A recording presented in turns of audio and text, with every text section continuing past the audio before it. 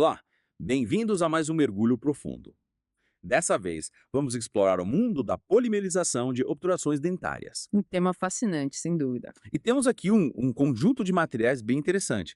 Artigos sobre estudos in vitro, capítulos de livros sobre ciência dos materiais e até alguns relatórios comparando produtos. Nossa, parece que alguém está se aprofundando no assunto, hein? É verdade. Aliás, nosso convidado de hoje é um doutorando que está justamente pesquisando esse tema. Mandou para a gente um material super completo. Que legal. E qual o objetivo do nosso mergulho profundo de hoje? A ideia é ajudar ele a desvendar os pontos mais importantes da pesquisa, sabe? E além da superfície, ele realmente entender o que faz a diferença nesse processo todo. Adoro. Mergulhar de cabeça no conhecimento, essa é a ideia. Exatamente. E já que estamos falando com um doutorando, podemos ir direto ao ponto, né? Imagino que você, nosso ouvinte, já domine o básico da polimerização. Mas, às vezes, é bom a gente revisitar os fundamentos, né? Com certeza. É fácil a gente se perder nos detalhes e esquecer a base de tudo. Pois é. Então, para a gente começar, o que você diria que é a essência da polimerização quando falamos de obturações dentárias? A essência é a transformação, a mágica que acontece quando a resina, inicialmente líquida, se torna um material sólido, capaz de restaurar a estrutura do dente. A mágica da química. Exatamente. Pensa nos monômeros como se fossem peças de Lego, sabe? Minúsculas. Hum? Durante a polimerização, essas pecinhas se encaixam, formando uma estrutura tridimensional, o polímero, que é a base da obturação. Interessante essa analogia com Lego. E o que, digamos, dá o start nessa construção? Seus artigos mencionam tanto o calor quanto a luz. Isso mesmo. Mas, no caso das resinas compostas, o mais comum é a fotopolimerização, que usa a luz para ativar os fotoiniciadores presentes na resina. Fotoiniciadores. Hum. Mais um nome complicado. É, a química tem dessas, né? Mas basicamente esses fotoiniciadores, quando expostos à luz, geralmente azul, geram radicais livres. E são esses radicais livres que iniciam a reação em cadeia, levando à formação do polímero. Entendi. Então a luz é tipo acionador da nossa construção com as petinhas de Lego.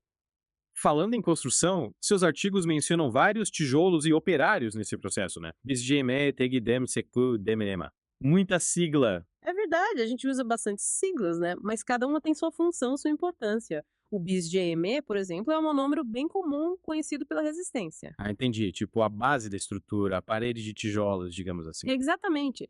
Já o TEGDEM atua como um diluente, diminuindo a viscosidade da resina, sabe? Para facilitar a manipulação. Faz sentido. Se a resina for muito grossa, fica difícil de te trabalhar. Exatamente. Esses são só dois exemplos. Cada monômero tem um impacto nas propriedades finais da obturação. Então a escolha do tipo de tijolo, como você disse, é crucial para garantir que a construção final tenha as características que a gente precisa, certo? Sem dúvida. Cada caso, cada tipo de restauração vai demandar uma combinação específica de monômeros. E por falar em combinação, notei que um dos seus artigos menciona o ficheiro 852 como alternativa ao BIGMA. Então você acha que essa troca seria vantajosa em todas as situações? Olha, essa é uma ótima pergunta. O Fit 852 tem se mostrado promissor, principalmente por ser potencialmente menos tóxico. Menos tóxico, isso é ótimo. Sim, e ele também apresenta menor contração de polimerização, que é uma grande vantagem. Mas, como tudo na ciência, precisamos ter cautela, né? Claro. Avaliar cada caso, cada situação. Isso. É preciso confirmar se as propriedades mecânicas do Fit 852 são adequadas para cada tipo de restauração e se o custo-benefício compensa a substituição do BGMA. Com certeza, a gente precisa pensar em todos os aspectos. E por falar em aspectos que exigem atenção, a contração de polimerização parece ser um desafio, e tanto, né? E que vários de seus artigos mencionam esse problema. Ah, sim, a contração é um dos grandes desafios na área de restaurações. Imagine que durante a polimerização as moléculas se aproximam, sabe? Como se estivessem se abraçando para formar rede polimérica. E essa aproximação causa uma redução no volume da resina, gerando tensões na interface com o dente. Então é como se a resina encolhesse depois de aplicada, é isso? Isso mesmo. E essas tensões podem levar a microtrincas, infiltração e, em casos mais graves, até a falha da restauração. Nossa, que problema. E como a gente pode evitar, ou pelo menos minimizar, essa contração? Existem várias estratégias. A escolha dos monômeros, por exemplo, influencia bastante. Monômeros com diferentes estruturas químicas apresentam diferentes graus de contração. Então, mais uma vez, a escolha dos tijolos certos faz toda a diferença. Exatamente. Além disso, podemos usar técnicas de fotopolimerização adequadas, aplicar a resina em camadas finas e adicionar cargas inorgânicas à resina. Cargas inorgânicas. Que tipo de cargas são essas? São partículas, geralmente de sílica ou vidro, que são adicionadas à resina para melhorar suas propriedades, sabe? Aumentam a resistência ao desgaste, reduzem a contração de polimerização, melhoram a reopacidade. Então, além dos tijolos, a gente também precisa de um bom reforço para garantir que a estrutura fique firme e forte. Exatamente. Mas isso é assunto para outro mergulho profundo. É verdade. Temos muito ainda para explorar nesse mundo da polimerização, mas por hoje vamos ficando por aqui. Foi um ótimo começo. Já demos um bom passo na compreensão desse processo e é incrível como a gente consegue manipular essas propriedades, né?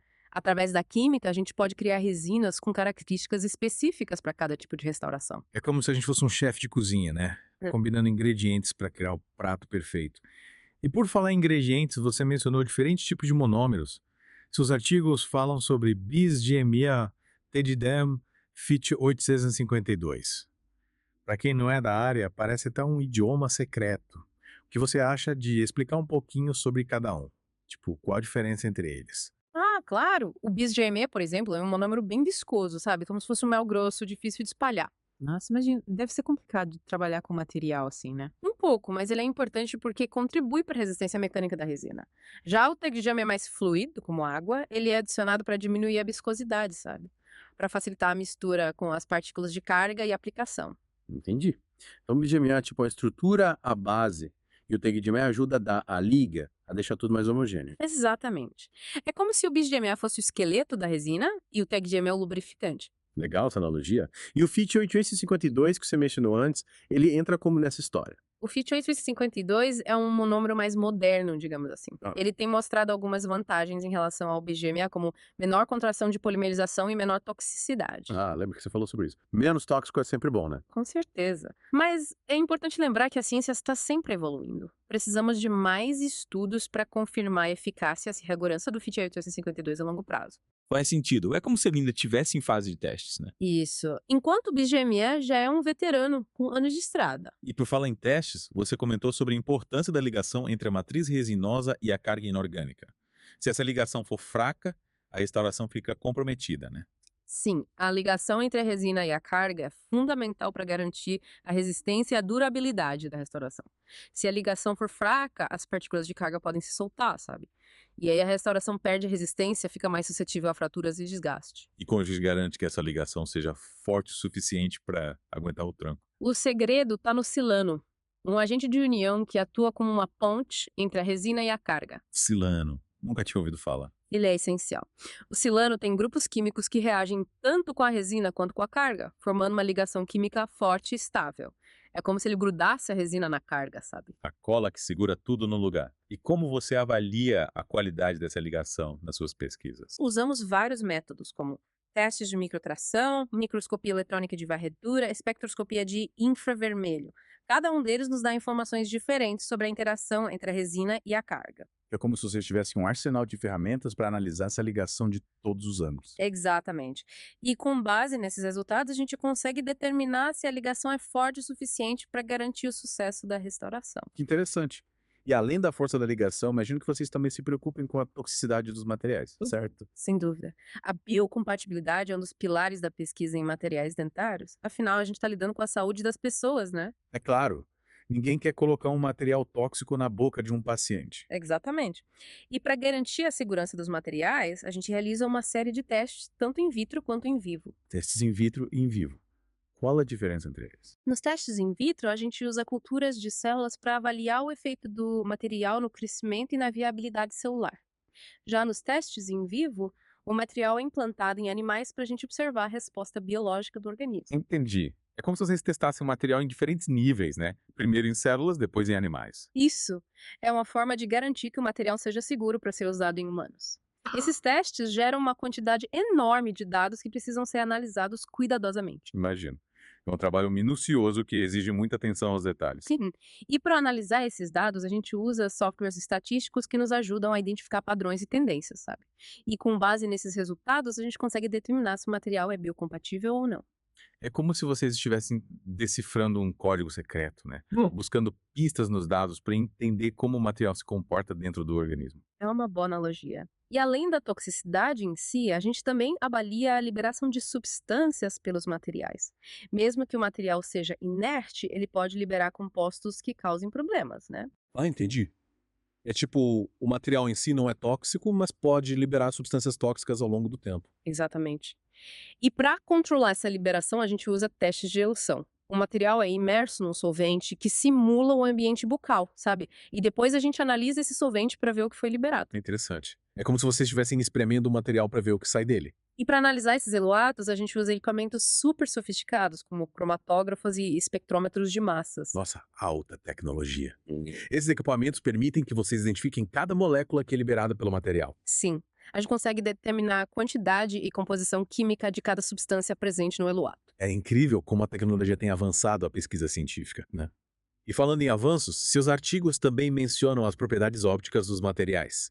Afinal, além de ser forte e biocompatível, a restauração também precisa ser esteticamente agradável, né? Com certeza. A estética é fundamental em odontologia.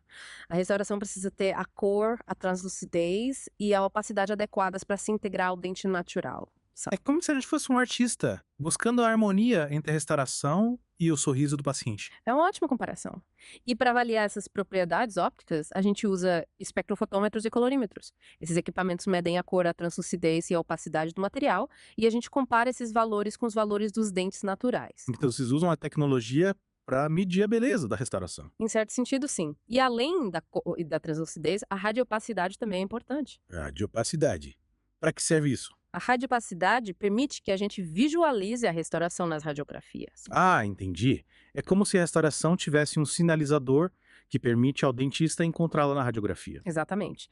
E para garantir a radiopacidade, a gente adiciona elementos radiopacos, como o bário ou o zircônio, na composição da resina. Então a gente precisa pensar em cada detalhe, né? Desde a resistência da ligação até a cor e a radiopacidade. Cada propriedade tem sua importância e todas elas contribuem para o sucesso da restauração. E é impressionante como a gente consegue controlar a polimerização através de diferentes técnicas, né? Cada uma com suas vantagens e desvantagens. Me chamou a atenção a variedade de técnicas de fotopolimerização mencionadas nos seus artigos. Tem a convencional, a de passo único, a de rampa de intensidade. É verdade, cada técnica tem suas particularidades e a escolha depende de vários fatores, como o tipo de resina, a localização da restauração e o resultado que a gente busca. Me explica um pouco melhor sobre cada uma. Tipo, qual a principal diferença entre elas? A técnica convencional é a mais tradicional, digamos assim. A gente aplica a luz com intensidade constante por um tempo determinado. É como se fosse um banho de luz para a resina. Entendi. E a técnica de passo único? Aí a gente usa uma intensidade de luz bem mais alta, mas por um tempo bem mais curto. É como se fosse um flash de luz. Interessante. E qual a vantagem de usar um flash em vez de um banho de luz? A ideia é acelerar a polimerização, mas isso pode gerar mais estresse na resina, sabe? Aumenta o risco de contração. Ah, entendi. É como se a gente acelerasse o processo, mas com um certo risco. E a técnica de rampa de intensidade, como ela funciona? Nessa técnica, a gente aumenta a intensidade da luz gradualmente, como se fosse uma escada de luz, até chegar na intensidade máxima. Interessante. E qual a vantagem dessa técnica? A ideia é minimizar o estresse na resina e controlar a contração de polimerização. É um processo mais suave, digamos assim. Legal, então cada técnica tem seu jeitinho de conversar com a resina, né? Exatamente. E na minha pesquisa eu tenho explorado as 3 técnicas, sabe? Comparando os resultados para entender qual a mais adequada para cada situação. Que bacana. É como se eu fosse um maestro conduzindo a orquestra da polimerização. E além da técnica, a espessura da camada de resina também influencia, né? Sim, a espessura é um fator crucial. Se a camada for muito grossa, a luz não consegue penetrar completamente, sabe? Aí a polimerização fica incompleta. Entendi. É como se a resina fizesse sombra, impedindo a luz de chegar nas camadas mais profundas. Isso. E para evitar esse problema, a maioria dos fabricantes recomenda camadas com no máximo 2 milímetros de espessura. Camadas fininhas, então. E como você controla essa espessura nas suas pesquisas? A gente usa espaçadores ou matrizes para padronizar a espessura e garantir que todas as amostras sejam iguais. E por falar em amostras, um dos seus artigos menciona a profundidade de cura como um indicador da qualidade da polimerização. O que significa isso exatamente? A profundidade de cura é a medida da penetração da luz na resina, sabe? Quanto mais profunda a penetração, mais completa a polimerização. Então a gente quer que a luz chegue o mais fundo possível na resina, é isso? Exatamente. E a profundidade de cura depende de vários fatores, como a intensidade da luz, o tempo de exposição, a composição da resina. Então a gente precisa sintonizar todos esses fatores para garantir uma boa polimerização, né? Isso, é como se a gente estivesse ajustando a receita para chegar no resultado perfeito. Que legal! E para finalizar nosso mergulho profundo, quais os principais desafios e perspectivas futuras nesse campo de pesquisa? Olha, a pesquisa em materiais dentários está sempre evoluindo, né? A gente busca desenvolver resinas cada vez mais duráveis, estéticas, biocompatíveis e fáceis de usar. É como se a gente estivesse numa corrida para criar a resina perfeita, né? Em certo sentido, sim. E um dos grandes desafios é minimizar a contração de polimerização, que pode causar problemas na interface entre o dente e a restauração. Entendi. E quais as perspectivas futuras? O que a gente pode esperar de novo nesse campo? Tem muita coisa interessante sendo pesquisada. Uma área promissora é o desenvolvimento de resinas com propriedades antibacterianas, sabe? Yeah. Para ajudar a prevenir cáries. Nossa, que legal. Seria um grande avanço.